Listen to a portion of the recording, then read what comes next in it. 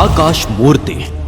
ಇಂಥ ಅದ್ಭುತವಾದ ಹೆಸರು ಇಂಡಿಯಾದ ಟಾಪ್ ಮೋಸ್ಟ್ ಬಿಸ್ನೆಸ್ ಫ್ಯಾಮಿಲಿಯ ಒಂದರ ವಾರಸ್ದಾರನ ಹೆಸರು.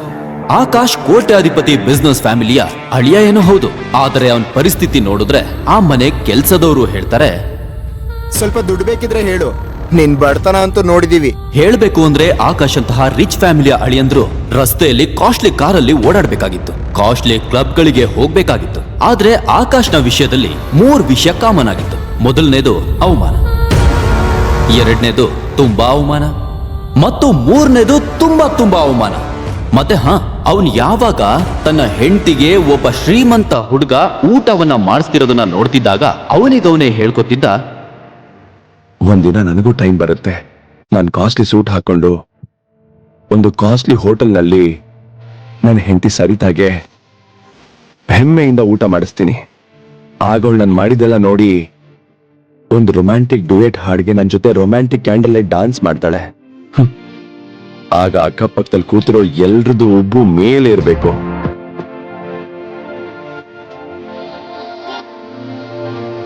ಒಂದ್ ವೇಳೆ ಸರಿತಾ ಬರ್ಡೇ ವಿಶ್.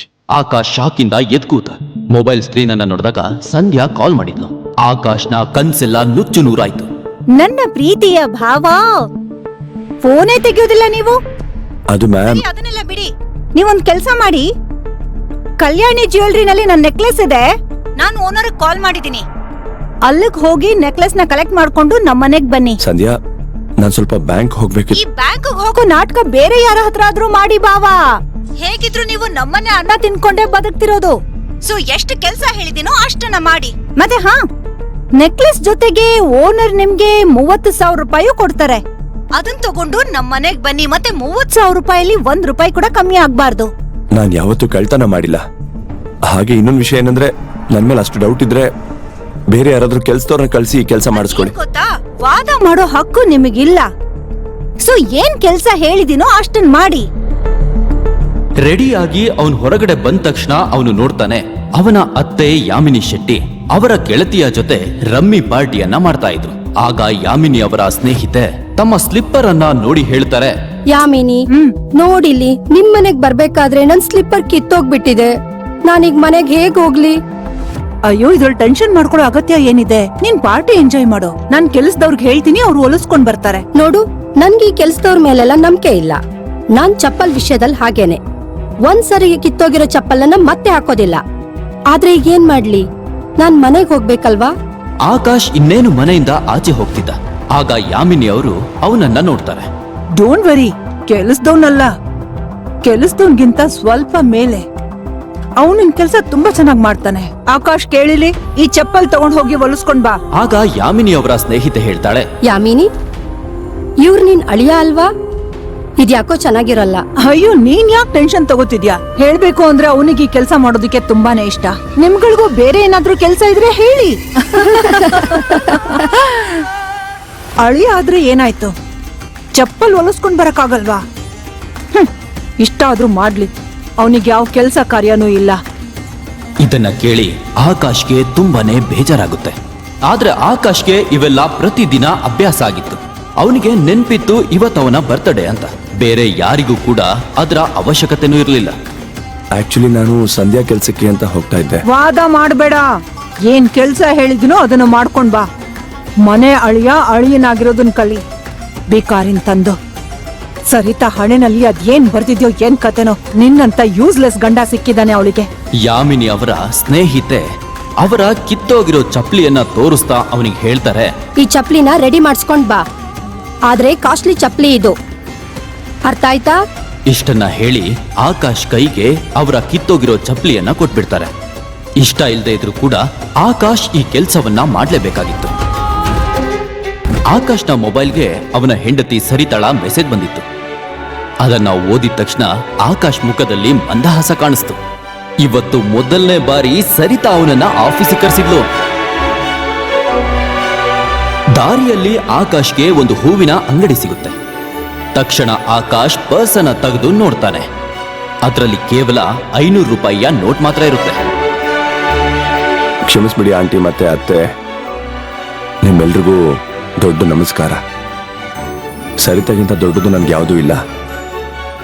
ನಿಮ್ಮ ಹತ್ರ ಸ್ವಲ್ಪ ಬಯಸ್ಕೋಬೇಕಾಗತ್ತೆ. ಆ ದುಡ್ಡಿಂದ ಆಕಾಶ್ ಸರಿತಾಳಿಗೆ ಹೂವಿನ ಬೊಕ್ಕೆಯನ್ನ ಕೊಂಡ್ಕೋತಾನೆ. ಇವತ್ತವನು ಮೊದಲನೇ ಬಾರಿಗೆ ಶೆಟ್ಟಿ ಕನ್ಸ್ಟ್ರಕ್ಷನ್ ನ ಆಫೀಸಿಗೆ ಹೋಗ್ತಿದ್ದ.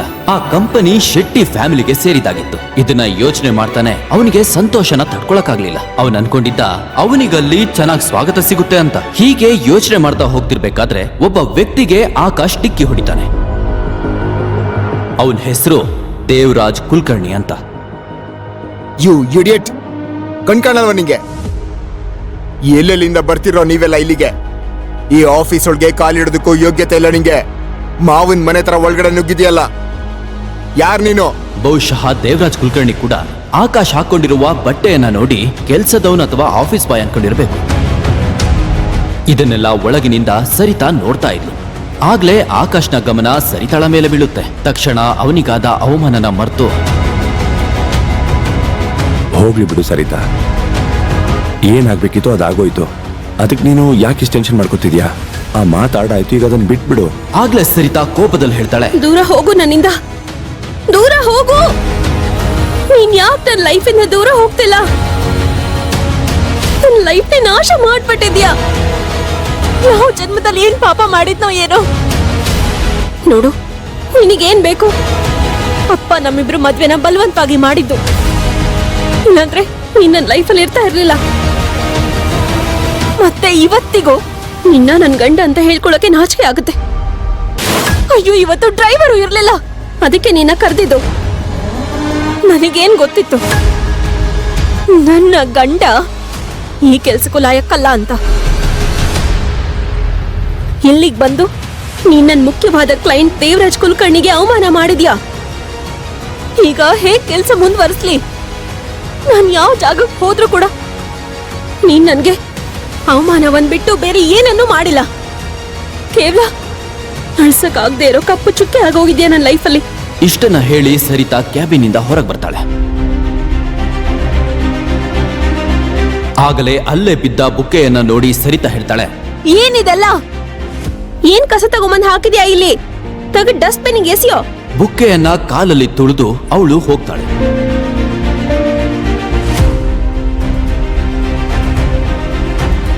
ಕುಲಕರ್ಣಿ ಮೊದಲೇ ಕಾರೊಳಗೆ ಕೂತ್ಕೊಂಡು ಸರಿತಾಳಿಗೋಸ್ಕರ ಕಾಯ್ತಾ ಇದ್ದ. ಹಾಗೂ ಆಕಾಶ್ನ ಮುಂದೆಯೇ ಸರಿತಾ ಕುಲಕರ್ಣಿಯ ಕಾರಲ್ಲಿ ಕೂತ್ಕೊಂಡು ಬಿಸ್ನೆಸ್ನ ಕೆಲ್ಸದ ಮೇಲೆ ಅಲ್ಲಿಂದ ಹೊರಟು ಹೋಗ್ತಾಳೆ. ಆಗಲೇ ಆಕಾಶ್ನ ಮುಂದೆ ಒಂದು ಕಪ್ಪು ಬಣ್ಣದ ಕಾರ್ ಬರುತ್ತೆ. ಆ ಕಾರಿಂದ ಒಬ್ಬ ಮಧ್ಯ ವಯಸ್ಸಿನ ಯುವಕ ಹೊರಗೆ ಬರ್ತಾನೆ. ಅವನನ್ನ ನೋಡಿದ ತಕ್ಷಣ ಆಕಾಶ್ಗೆ ಶಾಕ್ ಆಗುತ್ತೆ. ಯಂಗ್ ಮಾಸ್ಟರ್, ಏಷ್ಯಾದ ಶ್ರೀಮಂತ company Murthy group of companies ನ ಕೋಟ್ಯಾಂತರ ರೂಪಾಯಿ ಬಿಸ್ನೆಸ್ ಎಂಪೈರ್ ನಿಮ್ಗೋಸ್ಕರ ಎಲ್ಲ ಕಾಯ್ತಾ ಇದೆ. ಸಮಯ ಬಂದಿದೆ, ನೀವು ಬಂದು ನಿಮ್ಮ ಬಿಸ್ನೆಸ್ ನ ನೋಡ್ಕೊಳ್ಳೋದಕ್ಕೆ. ಈ ಎಲ್ಲಾ ಪ್ರಶ್ನೆಗಳಿಗೆ ಉತ್ತರಗಳನ್ನು ತಿಳಿಯಲು ಪಾಕೆಟ್ ಎಫ್ಎಂ ಅನ್ನು ಈಗಲೇ ಡೌನ್ಲೋಡ್ ಮಾಡಿ ಮತ್ತು ಕೇಳಿ ದಿ ಬಾಸ್. ಲಿಂಕ್ ಡಿಸ್ಕ್ರಿಪ್ಷನ್ನಲ್ಲಿದೆ.